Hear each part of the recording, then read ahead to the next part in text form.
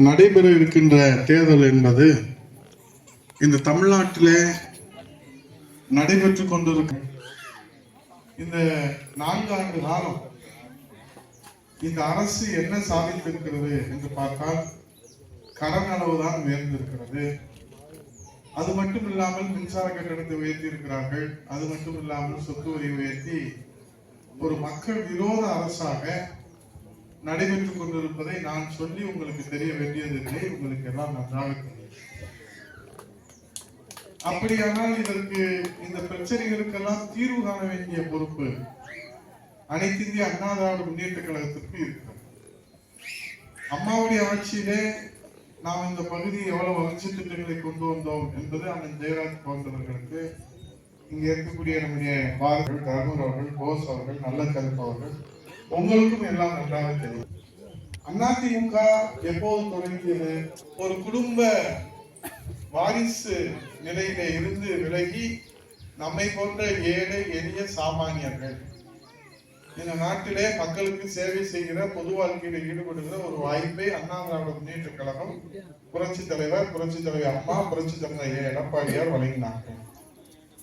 திருமங்கலம் சட்டமன்ற உறுப்பினர் ஆர்.பி. உதயகுமார் இருக்கிறார் என்று சொன்னால் அது ஜனநாயகத்திற்கு கிடைத்திருக்கிற நம்முடைய புரட்சி தலைவர் எடப்பாடியார் அவர்கள் ஜனநாயகத்திற்கு கொடுத்திருக்கிற அங்கீகாரம். ஆனால் அங்கே திமுகவிலே என்ன நடைபெறுகிறது? முதலமைச்சர் அவர் குடும்பத்திலே, துணை முதலமைச்சர் அவர் குடும்பத்திலே, முன்னாள் முதலமைச்சர் அவர் குடும்பத்திலே, எல்லோரும் அவர்கள் குடும்பத்திலே இருந்தால் உழைப்பவர்கள் எங்கே போவது என்கிற மிகப்பெரிய கேள்வி தமிழகத்திலே எழுந்திருக்கிறது.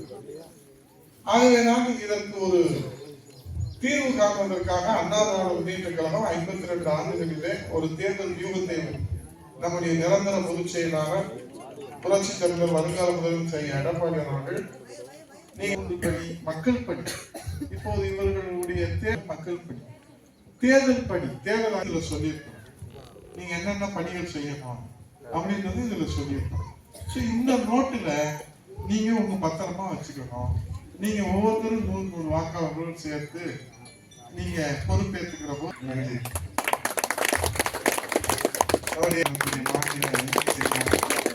மாநில அவர்களை இங்கு வரவேற்கிறேன். செயலாளருக்கும் நீங்க மாவட்ட அளவில் இருக்கக்கூடிய நேரத்தில் நம்ம 3 செயலாளருக்கும் மாவட்ட அளவில் இருக்கிற செயலாளர்களை நம்முடைய அன்பழகன் அவர்களிடத்தில் கலந்து நீங்க